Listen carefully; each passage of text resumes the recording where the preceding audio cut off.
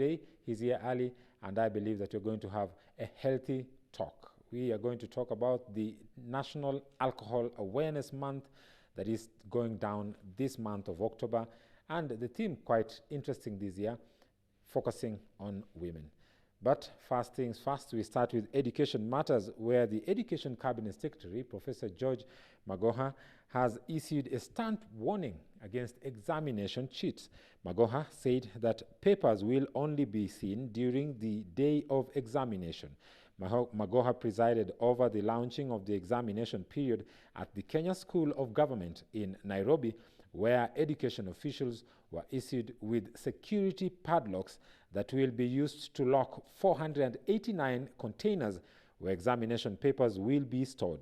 Cabinet Secretary for Interior, Fred Matiang'i, also said no excuse of losing the keys will be tolerated, and deputy county commissioners will be held individually responsible. There will be no key that will be lost, said Magoha. No deputy county commissioner will be allowed to lose a key, he added. There will be no excuse, Stunning Matiang'i said. Professor Magoha said that he is aware of plans in Wajir, Mandera, Garissa to help students cheat in the forthcoming national exams, but countermeasures are in place to shelve the plans. According to the Kenya National Examination data, 1,088,986 candidates have registered for this year's KCPE, while 699,745 will sit for the KCSE, and they will be invigilated by 707,790 personnel. The KCSE will start on October 21st to November 27th, while KCPE will start from October 29th to the 31st. But I want to assure them that they should not be very sure who is in that boat this year around. So they open, attempt, and ferry back the results. It's a very stupid method. And then you even confuse the children who should have passed. I don't know what else to say because everything else has been said, except to wish, first of all, we have sealed all the loopholes. We are going to monitor the returning of scripts. Because a few unscrupulous center managers will stay with an exam and say a week later that, oh, this one was left behind. This time we shall know as soon as we have taken the exam from you that there is something missing. And that center manager, with the Dr. Nancy Macharia's permission, to tutaweka ye kando tuuliza hii ingine iko wapi? Si iko namna hiyo? And many other things that we have decided to deal with that I'm not going to tell you because we will use them to monitor the process. I just want to assure our children, from wherever they are, that perhaps they are taking the exam too serious. It's just an examination. And everybody will move to the next stage. If you are in primary school, everybody will go to the next stage. So there should not be such very high pressure on the child. Can parents stop putting high and stupid, very stupid pressure on their children?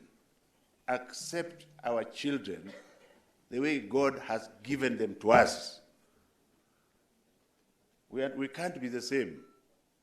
So if God gives me a child who can give me a D+, I should thank God for it. And don't make the child go and commit suicide. Stop giving children targets which are irrational, because we don't want an exam like they used to have 4 years ago where everybody has an A and they really know nothing.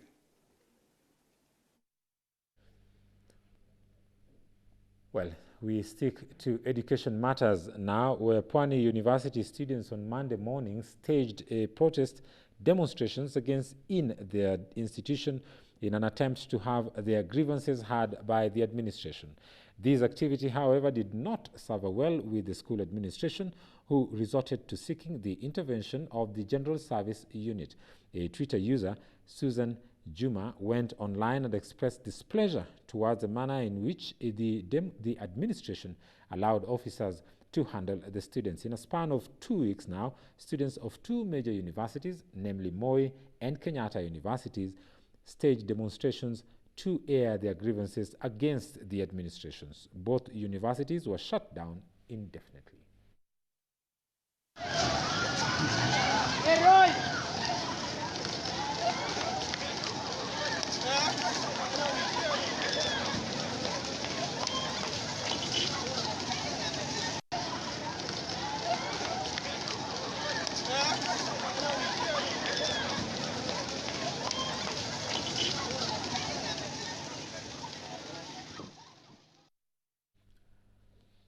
Well, quite unfortunate there. The wave is going from county to county. We see public universities especially.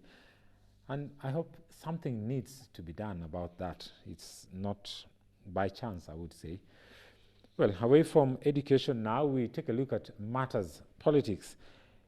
ODM's Raila Odinga and ANC's Musalia Mudavadi have alleged a complex plan to rig the November 7th by-election. Mudavadi, who accompanied the party's candidate Eliud Owalo in a vote-hunting mission in Kibra's Line Sabah, said that the party was aware of ongoing voter bribery at the Deputy President William Ruto's official residence to tilt the forthcoming by-election in favor of Jubilee candidate McDonald Mariga. ODM legislators who were also in the constituency to drum up support for their candidate Imran Okoth claimed Ruto was using his official residence to compromise voters. Meanwhile, Makadara MP George Ladwa warned the IEBC of election malpractice and challenged the body to conduct a free and fair election. Kibra mumejitokeza kwa wingi, mvua imenyesha ni baraka, na tumesema Kibra ni Bernard Otieno Okoth. Na sisi tunasema hivi, siasa ya hapa Kibra si siasa ya utoto, lazima viongozi waheshimiane. Hapa Kibra mbunge wa kwanza wa hapa ni ambaye ndio rais wetu ambaye tulimpigia kura, anaitwa Engineer Raila Amolo Odinga.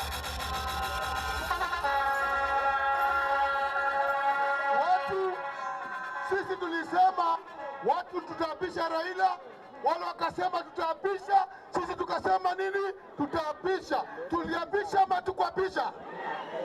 Na wao waliapisha ama kuapisha? Watu wangapi walisalamiana? Watu wangapi walisalamiana? Baada ya kusalamiana wakasema ni nini? Baada ya kusalamiana wakasema ni nini? Sasa wewe hukusalamiwa, wewe hukusalamiana, unataka kutusumbua ya nini? Nataka kuambia Deputy President lazima aheshimu Raila Amolo Odinga. Odinga pana rika yake. Deputy President ajue hapa Kibra, hata kama ameleta Mariga, Mariga ni Mluya ndio. Mariga ana nyumba hapa Kibra, ana bibi hapa Kibra, ana watoto hapa Kibra, ana nini hapa Kibra, Owala na kitu hapa Kibra, Owala na kitu hapa Kibra, hata nyumba anayo, hata 10x10 ako nayo, hata watoto ako nao hapa. Nyinyi lazima mchague mtu wa ODM. Chama ni gani? Chama ni gani? Candidate wetu ni nani? Bernard Otieno Okoth. Nani? Bernard Otieno Okoth. Wale Waluya wako hapa, niwaone Waluya wako hapa. Wacha nione Waluya. Kwa sababu sheria inasema ya kwamba voter bribery is a crime. Si namna hiyo? TJ yuko hapa ambaye ni Chief Justice ambaye aliapisha baba. Nimeshaongea na yeye. Ameniambia ya kwamba TJ ameniambia kutoa hongo katika by election ni hatia. Si namna hiyo? Sasa nyinyi mkiona mtu anagawa pesa hapa, weka tire kwa kichwa. Weka tire kwa kichwa. Mmekubali? Jambo la nne, lazima nifanye matangazo, si namna hiyo? Jambo la nne ni ya kwamba sisi ni watu ambao wanapenda habari. Sisi ni watu ambao, lakini tukuchokozwa kama vile nimeona jana hapa. Watu wanachoma gari yao wenyewe na wanasema ODM ndio wanafanya. Sasa wajitayarishe kwa vita yenyewe. Sawa sawa? Wajitayarishe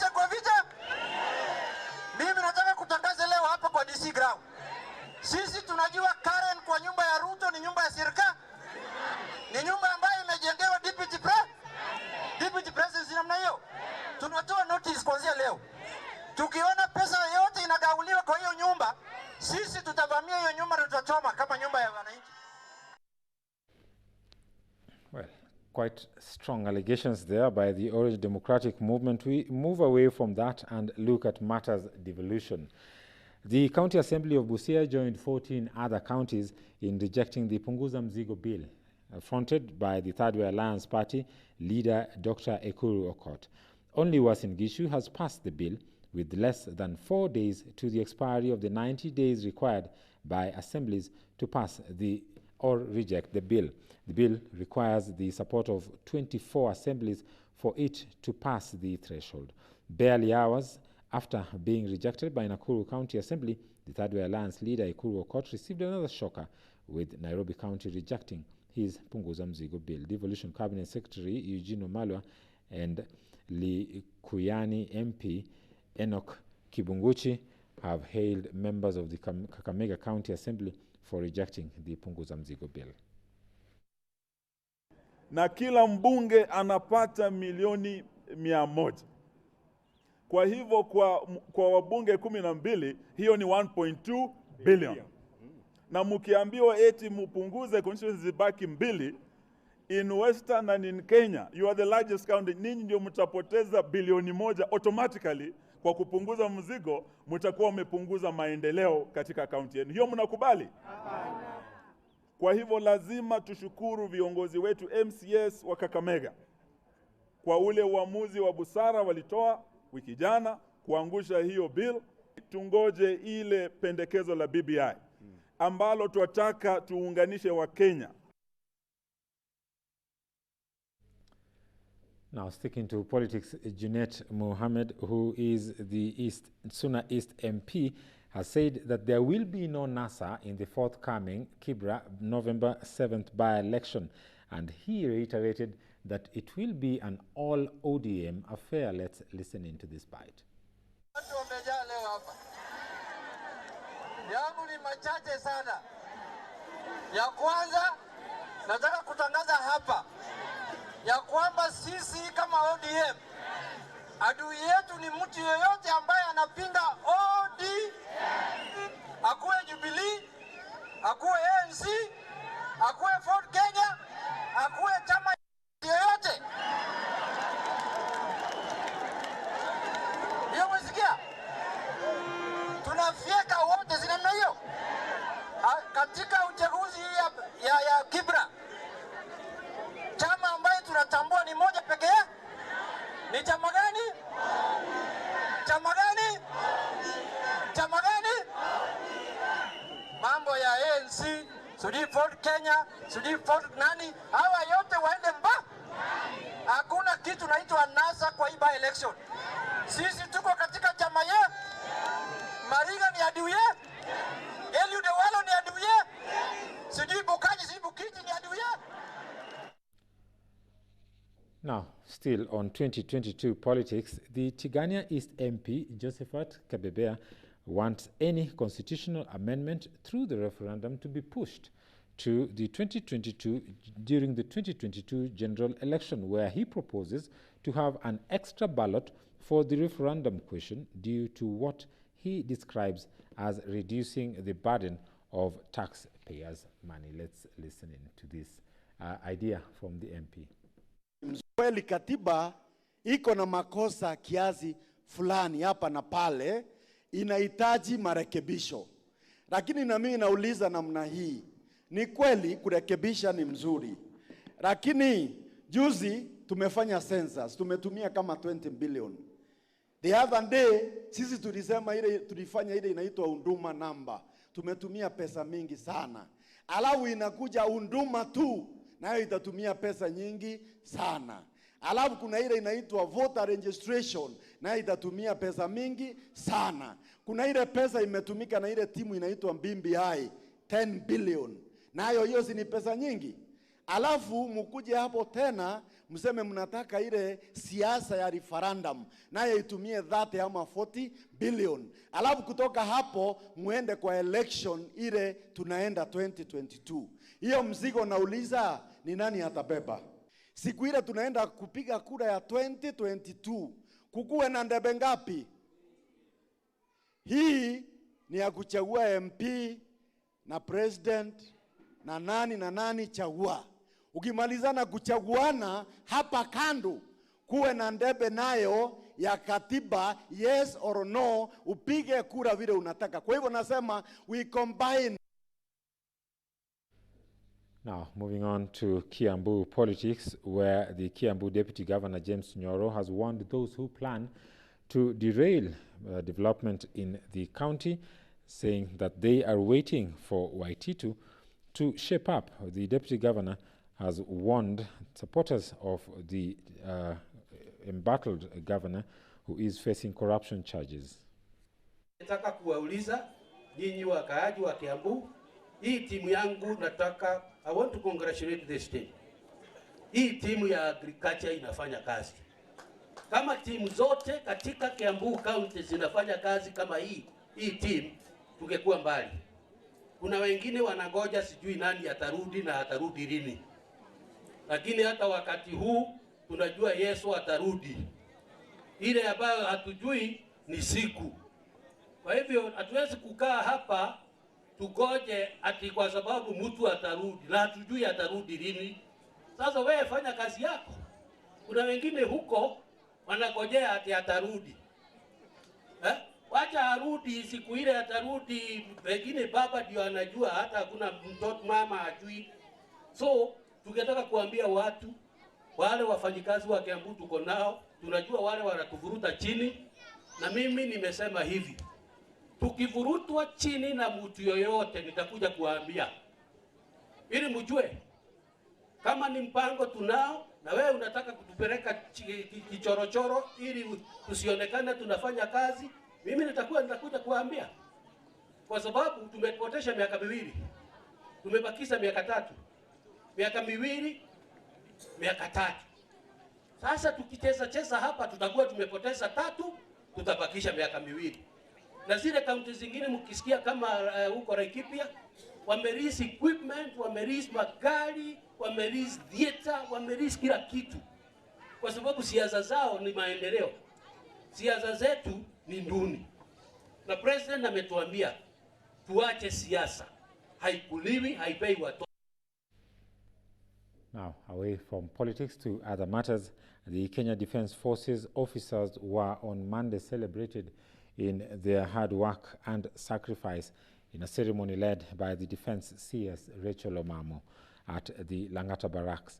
Omamo emphasized on showing gratitude to the brave soldiers for their sacrifice they make in order to fulfill their duties. Every year on October 14th, Kenyans celebrate the KDF Day to honor men and women who safely take up the task to protect the nation. She said civilians must affirm the soldiers' humanity and never forget to show gratitude. Omamo also thanked the Maroon Commandos for their work well done. This year marks the 8th anniversary of the celebration and commemoration on the brave and gallant soldiers who paid the ultimate prize in line of duty. Omamo unveiled a monument with inscribed names of fallen soldiers. The monument with symbolic soldiers' boots and hats commemorates sacrifice and success by KDF officers who died to make sure that the Kenyan citizen live protected by the law and order. Apart from honoring the fallen soldiers, the event is also meant to show support to the families, widowers of the soldiers, as well as former soldiers who are still battling injuries and trauma both physically and psychologically from their operations. Really deeply honored to be here today. I think the most important day in the calendar of the Kenya Defence Forces is this day, this day of remembrance, this day of thanksgiving. And you know, we have a lot to be grateful for, a lot to thank God for. And I think that we haven't done enough today to acknowledge some of our soldiers who are with us today, who have suffered injury in limb, in body, in soul, and in mind. We haven't done enough today to acknowledge our widows and our orphans who allowed their loved ones, their husbands, their fathers, their brothers, to serve this country. You can never do enough. You can never do enough, because you can never understand the depth of the sacrifices that our soldiers make for this country every day. This Remembrance Day is just a small iota of our thanksgiving, because sacrifice is something deep, something profound, something that you can't touch, something that is self-evident, but something that we cannot really describe. But I think what we can do right now is to stand up and to clap for our injured soldiers who are with us today, to stand up and clap for our widows and orphans, to say thank you for your sacrifice, thank you for your tenacity, and thank you for still having hope. Let us stand up and really clap for them.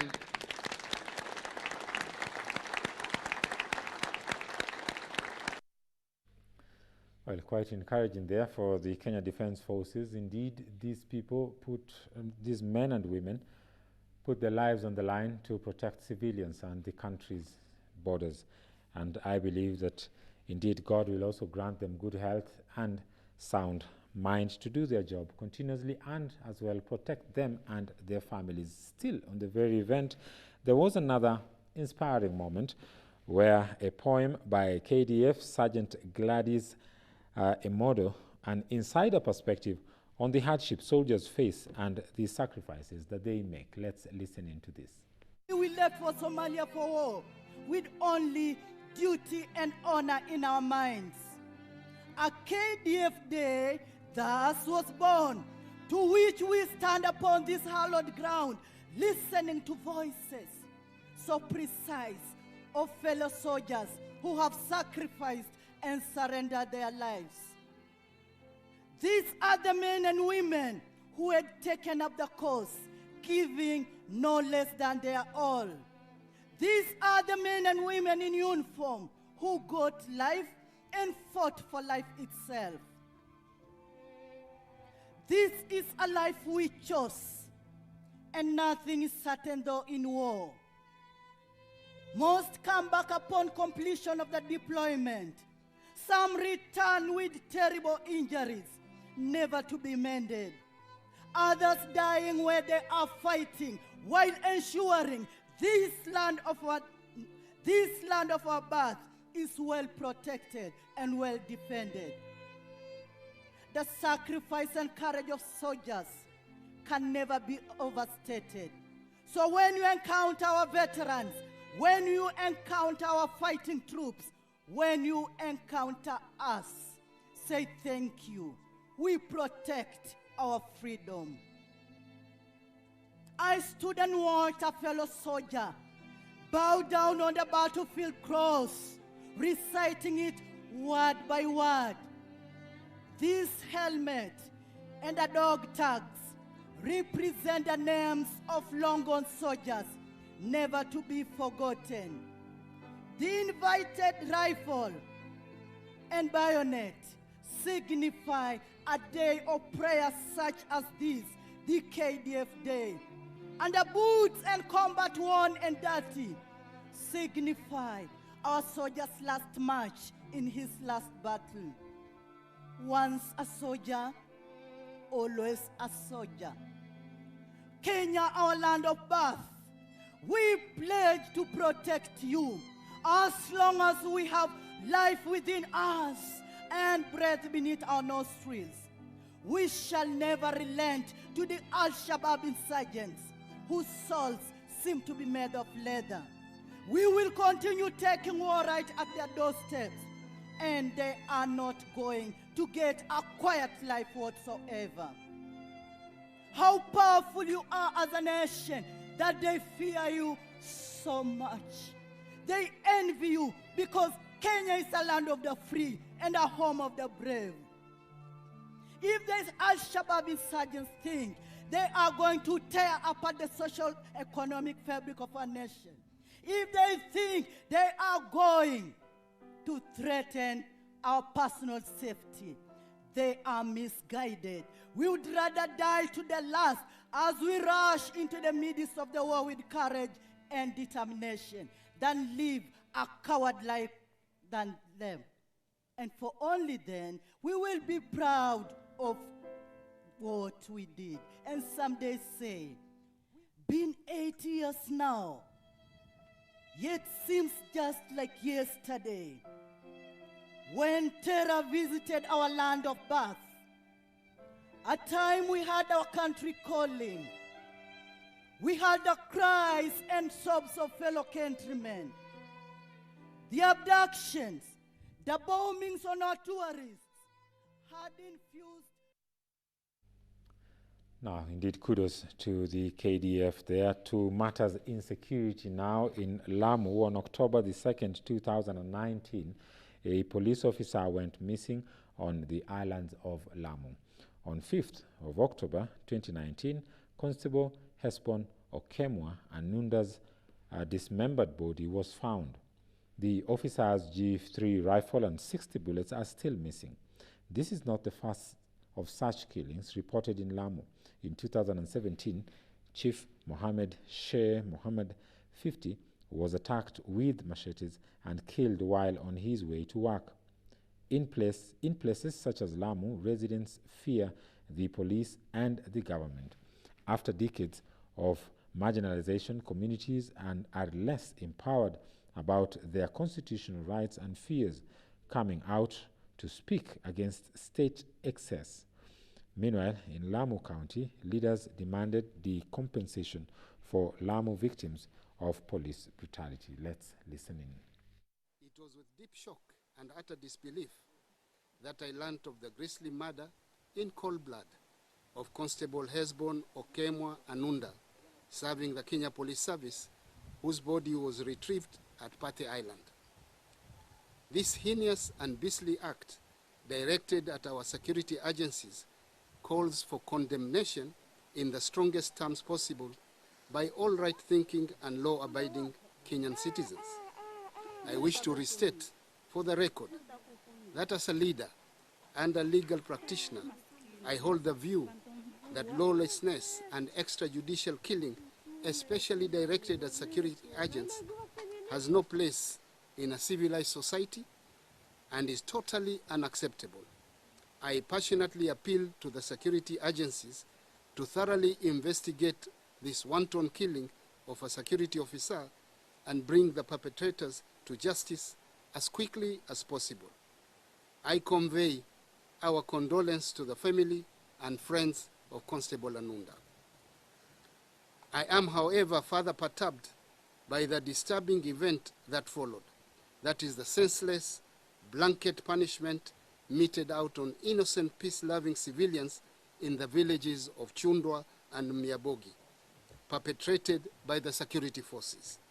This collective and communal torture of citizens because of the death of a security officer is abhorrent and has no place in modern society. Extrajudicial enforcement of law, whether perpetrated by security forces or wananchi must be condemned in equal measure and be frowned on. The above two events fly in the face of the major reforms Kenyans envisaged following the promulgation. Well, moving on now to other matters. Kenya is favored by having high altitude areas of good agricultural potential where most of the population lives. Nevertheless, Kenya suffers an occasional food shortage. One of the reasons for this is that over 3/4 of the country is, in fact, arid or semi-arid areas. These areas are home to an increased number of people as the country's population rises at about 4% every year, one of the fastest growing rates in Africa. Agricultural production is threatened in many parts of the country by soil erosion. Soil conservation techniques for the highland areas are well developed, and the conservation activities of self-helping groups in Machakos district in the eastern Kenya are particularly effective. Meanwhile, Machakos residents benefited from an initiative that distributed water tanks to the residents. I am truly delighted. I would like to urge the government to continue aiding the Gulf Fund kwa sababu pesa is limited na akina mama wako wengi, wajane wako wengi, they need support. To empower a woman is to stand with her and make sure she has to make a living. She needs a project. Na wako hapa. The resources are limited, but we thank God because the women of Machakos County have agreed to work together with a common purpose of bringing prosperity in the county of Machakos. May the good Lord bless each and every one of us.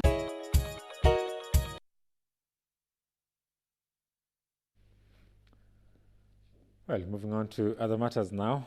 Pupils from Sieku Primary School in Laikipia North Sub-County had little to celebrate as the world marked the International Day of the Girl Child.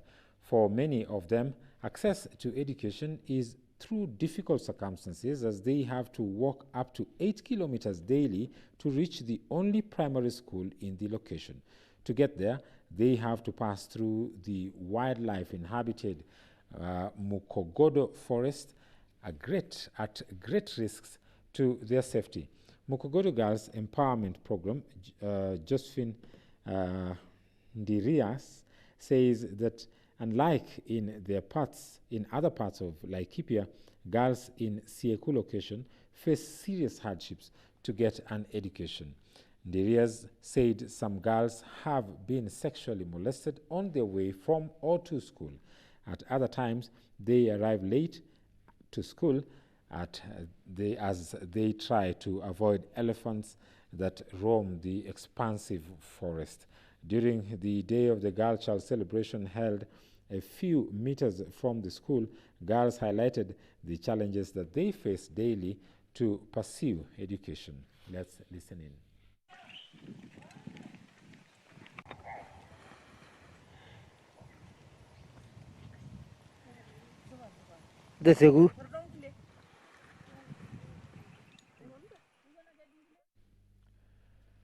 Well, finally, as we conclude, we would like to leave you with one story that also hit the headlines over the weekend.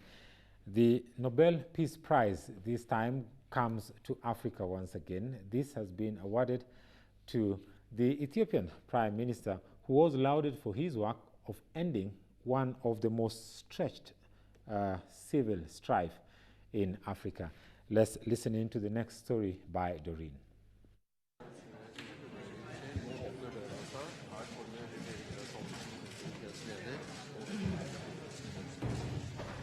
The Norwegian Nobel Committee decided to award the Nobel Peace Prize for 2019 to Ethiopian Prime Minister Abiy Ahmed Ali for his efforts to achieve peace and international cooperation, and in particular for his decisive initiative to resolve the border conflict with neighboring Eritrea.